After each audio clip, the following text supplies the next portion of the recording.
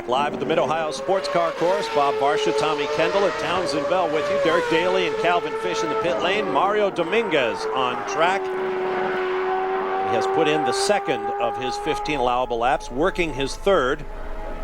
And still working up to speed. 71.435 seconds on that last lap. So obviously it takes several laps to get the heat into these Bridgestone tires once again. Somewhere between lap 3, 4, and 5 is where you'll see the guys really try to put their number in. We've seen conditions like this at Mid-Ohio before, Townsend? You know, Mid-Ohio varies every year. It's kind of like Portland in that sense that sometimes it's really hot, really humid. This weekend it's been quite nice. The humidity seems to have been down. I don't know about rain for tomorrow. I heard that maybe there was a chance, but I don't know where that stands now. But it changes quite a bit. And you're not just waiting for the heat to come up in these tires, you're waiting for the pressure, which is a component of the heat. So when the tire pressures are low here on the first lap or two out, the car is going to be bottoming in some areas until the pressures come up and raise the elevation of the car high enough to where it clears the bumps for what the team's intended. Some guys will play around with pressures and start with slightly higher pressures so that the tires come in a little quicker. Some guys might want to wait a few laps. This is the end of lap number 3, so Dominguez hopes his tires are ready for some serious hot lapping. 70.417 seconds that last time by.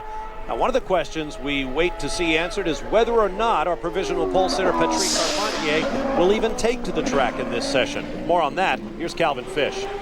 Well, Bob, he's the one driver in the field who can really afford to relax and gamble a little bit more than the others. He's locked into the front row. Whatever time he sets today, he'll start no further down the field than second. I actually spoke to Bruce Ashmore, who's one of the technical directors on the players team this morning, about why not just give up qualifying this afternoon, maybe do some race setup on scrub tires and save those precious Bridgestone tires for the race tomorrow, and essentially give them 3 to 4 brand new sets to go the 92 laps with here. And Townsend Bell might be able to address that question. Is that something from a driver's perspective you want to give up? Is that shot for the pole? Yeah, no doubt. I mean, the fresher tires you can have, especially at a place like Mid-Ohio, a lot of corners, a lot of long duration corners, and tire wear becomes a big issue. I think it'd be an advantage. It really depends on how confident they are, if he feels like he was lucky to get a lap in there. But I know from testing that the players team's done a great job. They've got their act figured out here, so they might go for it. Hot lap completed, 69.777 seconds. Still not as quick as anyone went in yesterday's provisional qualifying. So Mario Dominguez is going to have to look for more. But talk about the tire pressures. To explain that a little bit, the Bridgestone radials do not change in size. You can pump them up to 20 pounds or 50 pounds, and the circumference does not change at all.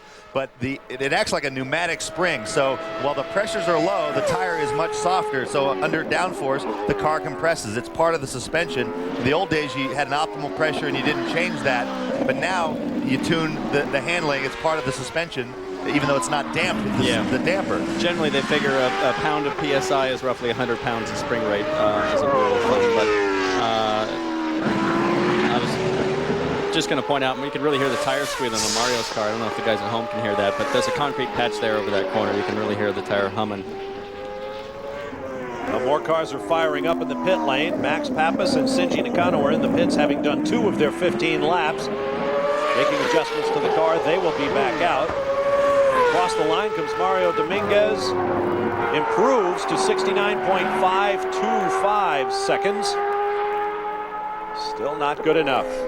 We'll take a quick break. Be back with you for green flag lapping by the rest of the field. Stand by for more from the Kart Grand Prix of Mid-Ohio.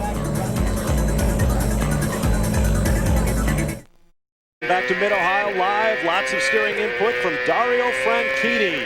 Ride with him down the backstretch at the Mid-Ohio Sports Car Course. I'm Bob Varsha with Tommy Kendall and Townsend Bell, coming in off an emotional victory 2 weeks ago in Vancouver, which he dedicated to his late friend Greg Moore. Dario Franchitti now second in the championship, just 38 points behind Cristiano D'Amata. He's working his 3rd lap. Townsend, you were pointing about at something on the steering wheel. What were you? The pie wheel that a lot of teams use, and you can see the lap time for the previous lap, the 70.4, and the 3-point-something is probably going to be his segment update on where he stands against his fastest lap, whatever they have set in the system. At least that's the way we run it. So we'll see when he comes across the line. If you're up, just like you see on TV, it'll give you a minus segment in that box, but he might be running something else. Pie Electronics, a division of Ford Motor Company's premier performance group, which also includes the Jaguar Formula One team. And Cosworth Engineering. So what that is what Townsend said is they'll plug that in there to automatically store in the dash what their best time is through that segment. So every step around the circuit, when you heard Paul Tracy say we were ahead on that lap, that meant his dash was telling them they were slightly ahead of their best segment to date. Now, I don't think he's got it set up like I would. On that lower box, I might have it so it would give me a plus or minus for that segment to tell me. But the lap time is the box just above that. So maybe that's, I'm not quite sure what that fuel used, I think. Could be, yeah. Could be fuel used, because that's one of the variables they'll be monitoring on trying to get everything to peak at the right time. You can program just about anything you want to come on that display. Stock quotes? What's the point right now? Working his fourth lap. He is obviously out of it just that little bit. See if he heads for the pits or tries another hot lap. There was a rumor, and I don't think it was a rumor, that Michael Schumacher had the World Cup scores plumbed into his steering wheel when Germany and Brazil were in the final. The way that car's working, it looks like you could read just about anything. Here's our foot cam. And the feet belong to Max Pappas and Adrian Fernandez's Honda Lola. The outside, you see the car on track. To the left of your screen, you see Max at work. Heeling, towing, even left foot braking here and there. Well, see, he tapped it. That's something sometimes from a confidence standpoint, and especially heading into the end of the long back straightaway, come over and give it a little half pump. Doesn't hopefully drag on the brakes, but it makes sure you have a good firm pedal. Yeah, a lot of times if you get a little chatter like at the exit of turn 2 over the curbs, you might recess the pads and the calipers, and that'll just take away some of that soak, so that when you go to the pedal, like I say, it's good and firm. If you hit a big alligator teeth, it'll actually deflect the brake rotor a little bit on the spindle, and it'll push the pads back away from the rotor. So you need to displace it, give it a little half pump, and it'll put it back on there. As you can see, heeling and towing is basically ball of the foot and side of the foot. And when he is on the throttle, he is completely on it. And listen for the shifts. Now left foot braking in turn 1 where there was no downshift. Yeah, everybody's going to do it a little different. I left foot brake all the time. Turn 1's a lot like an oval here, and you're really floating a lot of minimum speed through there, so he's just going to brush the brakes and help balance the car. But I'm surprised he's right foot everywhere else if he left foot's in that corner. Yeah, I've never been able to go back and forth. Dario is right foot across the board. The other foot cam we've seen this year, unlike you, I switched to left foot braking quite a while ago. Here's a look at the shifter cam, same car. And we have less than 19 minutes to go in this session. And as we've come to expect, the activity is going to ratchet up. Let's pick up on that story in the pit lane with Calvin Fish. Well, Bob, we have about 18 minutes left in this session, and once these guys go down this road by waiting, they really get into a catch-22 situation. We listened to some communication between Paul Tracy and John Anderson. John wanted Paul to go, and he said, if I go now, man, everyone's going to wait. They're going to start coming out on their warm-up laps as I'm on my fast one. So that's what the drivers get into. They're reluctant to go in case the other drivers then go out in a big group and slow them down on their fast lap. But we're now down to that crunch time. Everyone needs to go out there. Most of the fast guys are out. Cristiano D'Amato is warming up. He'll be out there shortly. Calvin, from the complaints that we heard yesterday about traffic in the end of the session, I don't feel one iota bit sorry for all these guys down pit lane here who again are waiting to the end of the session to try and get a magical lap on a clear track. Wouldn't you think that they learned their lesson yesterday when this place becomes a freeway traffic jam? No, they don't. They all sit here. Well, don't tell me your complaints about traffic at the end of this session. I'm going to give you the counterpoint there, Derek. The number of variables that they're trying to balance, they're trying to monitor tire temperature, tire pressure, when the tire is at its peak, traffic spacing on the track, cars exiting the pit lane. It's like baking a souffle, and it's not really as irrational as it seems. They're trying to weigh between a certainty, which generally the track is almost always faster at the end of the session, versus a possibility of getting blocked. So from a risk-reward standpoint, that's why the guys wait. The left of your screen, there is the top 10. We put this up so we can show you the top 10 as they shuffle around. The names in green are cars on the track right now. And look at them all. The names in white are in the pit lane. We're looking at Alex Tagliani, the Players Foresight team.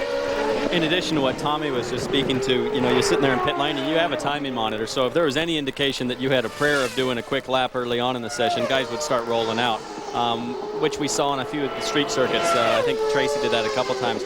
Here at Mid-Ohio, it just seems like there's no chance of doing a quick lap, so you got to take your chances. And Bruno talked about cleaning the track for everybody else. In some of the very early footage, there was actually, you could see there was dirt on the track. And so even though Bruno would have liked to have gone out early, that thing, he felt, more than offset what he might gain by being on a clear track. This is Scott Dixon, young New Zealander, and a Toyota-powered Lola for Target Chip Ganassi Racing. Tony Kanaan is getting closest to the bullseye. He has just turned a lap at 67.721 seconds on his 5th of his 15 allotted laps.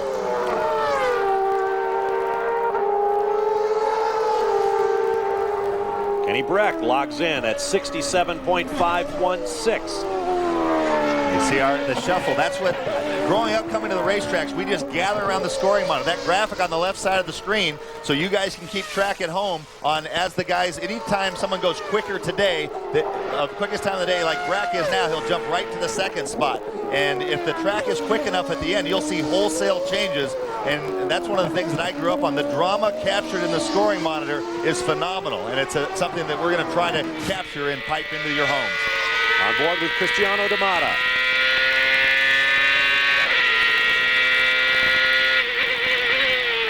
Breck has moved to 2nd. And Tony Kanaan jumps to 2nd with a 67.227. He's the first guy to go quicker than his own time yesterday. He ran a 107.515, now 107.227. So my fears about the hotter track being offset, it looks like the amount of speed they had left in the tank that they didn't get to use because of the reds is more than enough to offset maybe the track being slippery. Dixon was at tire smoke. There's Kenny Breck. He's in at 67.250. He too has improved by about 0.6 over yesterday. So as agonizing as it is to wait, I think it's more than made up for because the action right now is just front. There's a lot of tension, a lot at stake, and a very little time to get it done. Cristiano D'Amata goes to the top of the charts, 66.914. Guess we got that word from the pit lane a tad late. Well, that's only lap 3, if you notice, and he's one of the only guys this weekend I've seen. Depends on what they're doing with pressures to start him out, but he is on the gas right away. A lot of confidence in the car. A top 2 qualifier in 12 of the past 13 qualifying sessions on the road courses. He's earned 9 championship bonus points for leading either the first or second day qualifying, an additional 5 points for leading the most laps in a race. That's a total of 14 points for D'Amata, the equivalent of a 3rd place finish in a race, which essentially negates his DNF 2 weeks ago in Vancouver. He ran wide there up and over the hill, never got close to the apex curve. But something, talking about it, he does it differently every time. At Vancouver, people were marveling that he could run his fast time later in the run than everybody else. He could do it on his 5th or 6th lap on the tires. Here, he's able to do it quicker than anyone else. Well, it doesn't seem to be anything they can't do. Yeah, Tommy, a lot depends on the pressures. I mean, you saw him sliding around there. The thing is, if you start with some higher pressures, you might slide through that window. You know, you'll pass through the optimum tire pressure window, let's say on an earlier lap, and then you've got to come in and bleed them down. You pass the prime, so it depends a lot on what they're doing on pressures. Watching Jimmy Vasser will clock him through some of the speed traps. Well, he's moving. Hello.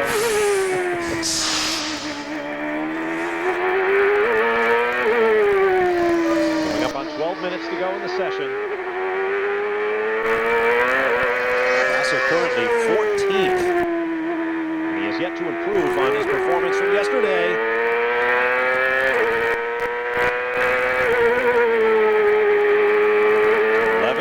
Carousel.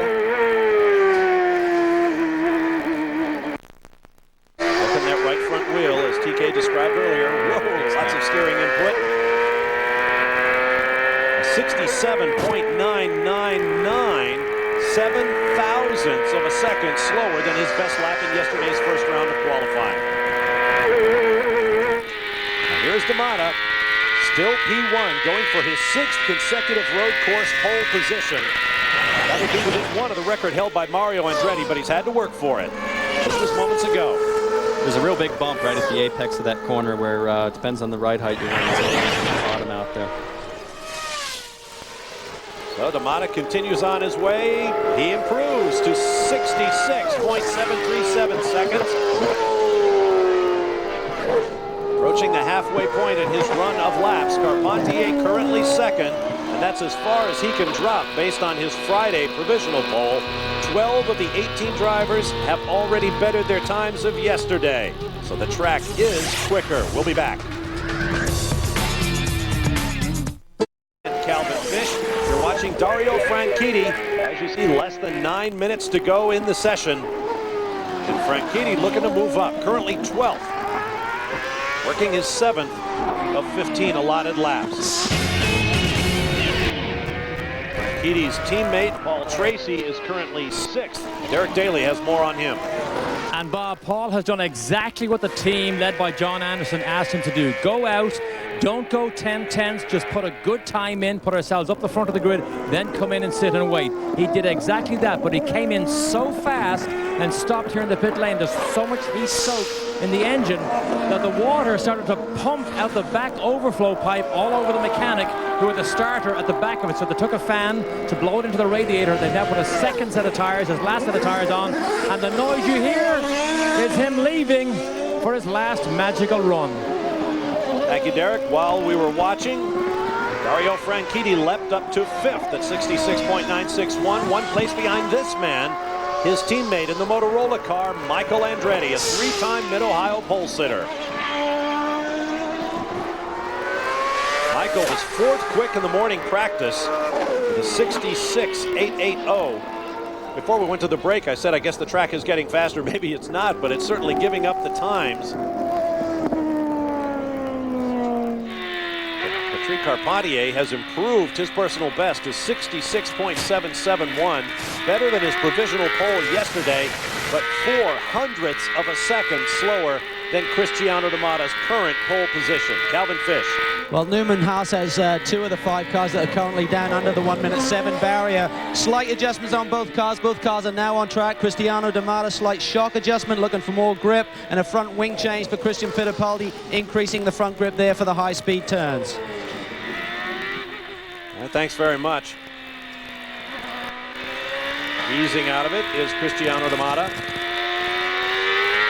As you see, the 2nd place car of Carpentier, 4th place machine of Michael Andretti are in the pits. All the green means the rest of those drivers are on track.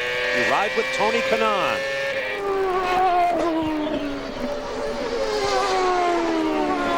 This is where he spun yesterday.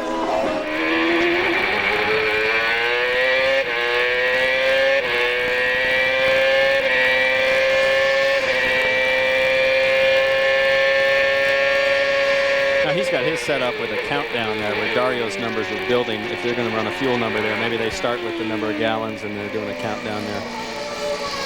It's going to be interesting to see what the Ganassi cars can do, because right now you got Breck in 7th, Bruno in 10th, and Dixon in 12th. So if they got their heads together there in the pits, they might be able to sort something out and get themselves further up the field. Now Kanaan out of the throttle. Turn 9 coming up. They might be on the radio with him, telling him that there's a gap just ahead and to slow up. They get that. Yeah, now he's on the pipe. So they get that on the telemetry, all the car numbers around the track, and they'll tell him he's got a nice big gap. The only problem is if somebody comes out in the pits just ahead of him as he's going through 1. Or somebody comes flying up from behind, which led to the problems between Patrick Carpentier and Bruno Junqueira yesterday. See the current running order across the top of your screen. Clear track, nobody out of the pits.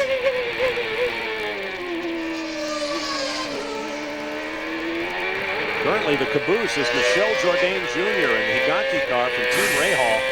Suffering through another tough weekend. He hasn't been able to better his time from yesterday. One of 3 drivers who have yet to do that. The other 2 are Alex Tagliani and Jimmy Vasser. So both Team Rahal cars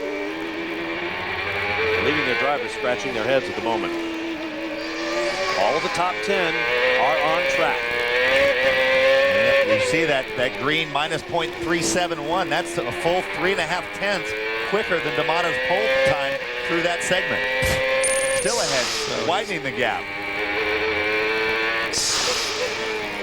This could be a big chunk. Gas as quickly as you dare.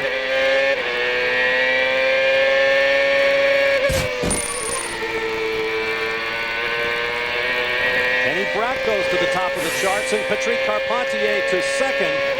Cannon's lap at 66.994. He lost time in that last segment. I think we blew up our display again because the numbers, he was, it said he was 1.1 seconds ahead, but he was not, So Ganassi's guys obviously figured something out there in between the first and second set of tires. We'll watch for Bruno and Dixon to see if the changes that Kenny made trickle down the team there. Christian jumps up. Christian Fittipaldi to the top. Carpentier now second. Kenny Brack bumped to third. This is why we put that graphic up to the left of your screen so you can see just how quickly they shuffle in the closing minutes of these sessions. 3.5 minutes to go. If you want to get a hot lap, you have to be leaving the pits very, very soon. This is Carpentier. The last pole for the Ford Reynard combination was Alex Tagliani, Carpenti's teammate at California Speedway on Fontana in November of 2001. The last pole for any Ford-powered car was Jimmy Vasser earlier this year at Long Beach. The last win here at Mid-Ohio for a Ford-powered Reynard, Adrian Fernandez in 1998.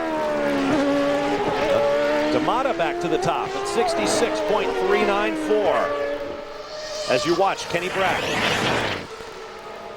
Here's a look at Kenny's excellent adventure. That's a quick spot, too.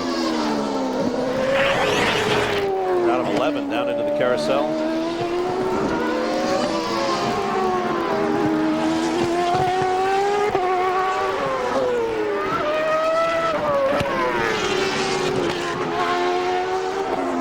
You see the current order across the top of your screen. Lada keeps just getting it done. The man known as Shorty, smallest and lightest in the series. On board with Carpentier. He's on a flyer. Watch the big step off here. He'll anticipate with his hands there and straighten up so the back doesn't come around. This is a really fast corner, pretty bumpy in the beginning. Calvin Fish. Well, after Patrick's first run, he complained of understeer, particularly right in this carousel turn. The track really dictates that, as Tanzan knows. The track falls away there, and in the keyhole, it's very hard to pick up enough mechanical grip to get you through there without the front end of the car washing out.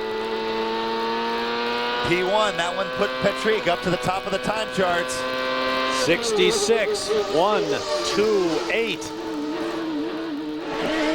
If he can hold on for pole, it will be the first on a road course for Patrick Carpentier. Yeah, look out here. A lot of guys on their fast laps. They got 2 or 3 laps left. There's less than a minute 20 here to go. So it's gonna be one of those deals right at the last lap. Everybody's gonna be trying to get one in. It'll have to happen now. Carpentier still appears to be working it.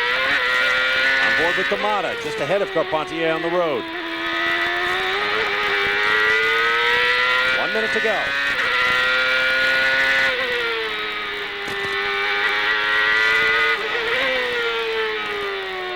Kanan just crossed the line, no improvement. Same for Kenny Brack. D'Amata's got one more chance here.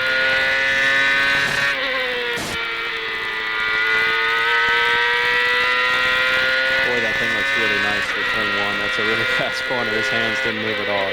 Thing's working good. 66.541 for D'Amata that last time by. This lap will count, even if the session checkers away. Kenny Brack is out of laps. Effectively so are Bruno Junqueira, Alex Tagliani, and Paul Tracy. Max Pappas is done as well, as is Mario Dominguez and Shinji Nakano.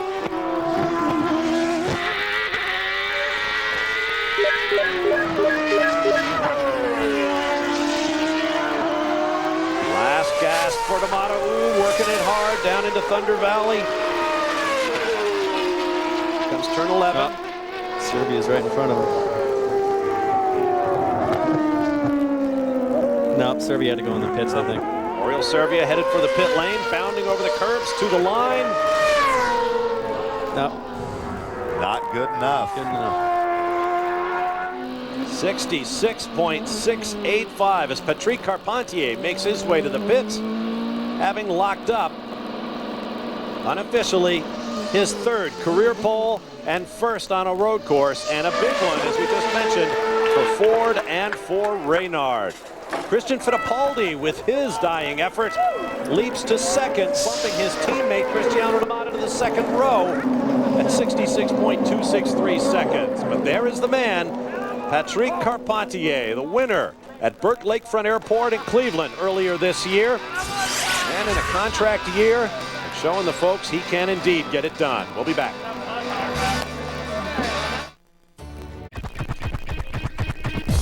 Welcome back live to Mid-Ohio. Here's a look at the unofficial results of the second and final round of qualifying. Patrick Carpentier picks up his third career pole, first on a road course, and the first for the Ford-Reynard combination in the 2002 Kart FedEx Championship Series season. Then the Newman-Haas teammates Fittipaldi and D'Amato, but not in the order we've come to expect.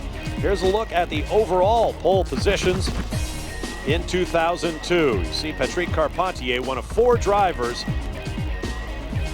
excuse me, I was going to say had locked up one on both road and oval. It's not the case. 1 overall this year, that coming on the road course, the first of his career. To Derek Daly. As you can imagine, there is a slew of congratulations here for Patrick Carpentier. Patrick, yesterday people might have said, oh, you just timed it right. But today, I mean, that was a spectacular display of speed at the right time. Yeah, I'm pretty happy. The timing was good, and the engineers here and team players did a good job. The car was fast for 1 lap, and I had to do it, and it just happened. I'm really happy because yesterday everybody said, oh, the red flag and this and that, and people said, oh, you should stay in and save tires for tomorrow. And I said, oh, we think we got a shot at it, so we're going to go, and it paid off. And Patrick, not only that, people say you had to have a Lola to be fast. Now you have a Reynard and you do this well. Pretty good.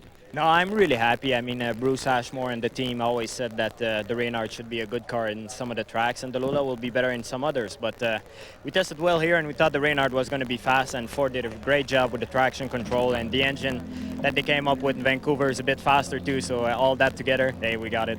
You know that 8 times the pole winner has won this race.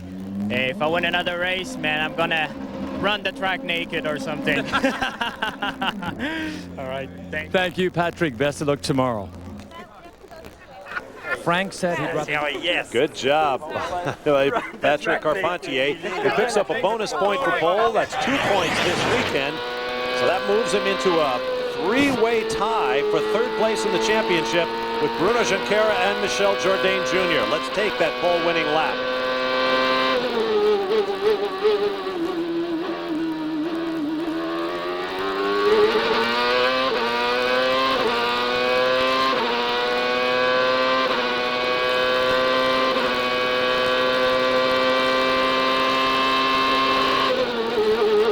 Look how late on the brake. Just nicked the rev limiter, top gear.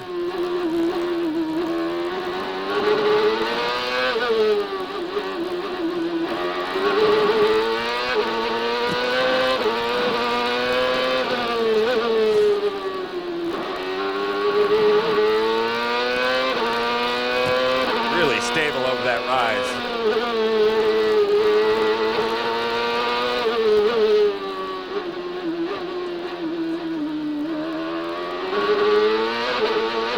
On the throttle early. Now, what a treat to ride on board during the pole laps. Talk about the embodiment of controlled aggression. That was a lap 1. Patrick Carpentier, the pole position. Another program note, final round of the AMA Superbike Series coming your way from Virginia International Raceway.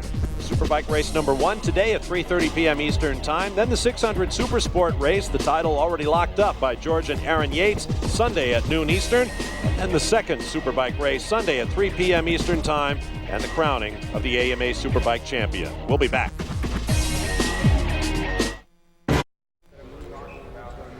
Welcome back to Mid-Ohio, and a sensational lap by Christian Fittipaldi puts him on the front row. Christian, the team were teasing you this morning. They had Roscoe on the side of the car, but I don't think you're just ready to give up on the road courses yet. No. Well, remember that in NASCAR they have 2 road courses per year, so at least I'll get a shot at that. But it was a very good lap. Car was a little bit better than this morning. It had some problems this afternoon, like all other 18 or 20 cars out there. But it was really connected, and I could really push. And I was looking at my splits during the lap. I know it was going to be a quick one. And for a moment, I thought I had P1, but Pat beat me. But nevertheless, I'm pretty happy to be P2. And the most important of all is that we have a long race ahead of us tomorrow. Talk about the physical factor tomorrow. Everyone said that this is one of the toughest tracks that you race on. The race is 9 laps longer, but more importantly, the pace is a lot higher this year with fuel to burn. Yeah, it's going to be tough tomorrow. It's not going to be easy because, as you said, like there are a lot of laps tomorrow. And this place is very physical. It's very hard on the neck, but I don't know. I'll tell you if I'm okay. I think I'm okay to do the whole race, and I'm looking forward for the big day tomorrow. All right, Christian, good luck. Thanks. He's had a rough time of late, guys. 5 times he hasn't been in the top 10. Right now, he is on the front row. We're going to take another break. We want to remind you we've got coverage of the latest round of the FIA World Rally. It's the Rally of Finland. Coverage tonight through Monday night, each night at 11 p.m. Eastern Time. All the best from the World Rally Championship here on Speed Channel. We'll be back with more from Mid-Ohio as Patrick Carpentier waves the pole flag. This live Speed Channel presentation has been brought to you by Circuit City. We know the excitement you feel about the latest digital toys. That's why we're here. Circuit City, we're with you. By Toyota, get the feeling. And by FedEx, proud sponsor of the FedEx Championship Series. Qualifying is complete. The top 12 cars covered by 1 second. Let's hear from Tony Kanaan with Derek Daly. Who's definitely at the sharp end of the grid. But Tony, I know you're disappointed because you had a lap that you thought was quite a bit faster. Yeah, I mean, I got a momentum going, I guess. My first 2 out laps after the second set of tires was really good, and I did a 66.6. And the next lap, by the time I got at the end of the back straightaway, I was already minus 2/10 quicker in the telemetry and in my dash. And unfortunately, I got Dominguez going around slower in a cool down lap, and I had to lift. And I tried again, but obviously I didn't have. No, when you carry on the momentum, it's always better, so I couldn't do it. But I can't blame on the guy. It was everybody trying to get a lap, So if you have the speed, your challenge, just show it tomorrow. Calvin? Talking of tomorrow, Derek, is going to be one tough race. 92 laps, extremely hot conditions here, very physical racetrack. I spoke to Tim Coffin, who's the lead mechanic on Cristiano D'Amato's car. He said I'd pull more drivers out of the car here than anywhere, and tomorrow's going to be even tougher than normal, guys. All right, thanks, Calvin. Here's a final look at the unofficial lineup for tomorrow's Grand Prix of Mid-Ohio. Tommy Kendall, your final thoughts? Well, I echo what Calvin says. Physical condition is going to be key. You're going to see some guys pour it out of these cars tomorrow. Christian Fittipaldi, another triathlete known for being in tremendous shape. Carpentier won the last really hard race at Cleveland. A lot of folks having fun here this weekend. Be sure to check out the card Grand Prix of Mid-Ohio live on CBS Sports tomorrow at 12:30 p.m. Eastern Time. The second half of the season is off to a great start. Join us tomorrow. I'm Bob Varsha for Tommy Kendall, Townsend Bell, Derek Daly, and Calvin Fish. Thanks for being with us. So long from the Mid-Ohio Sports Car Course in Lexington, Ohio.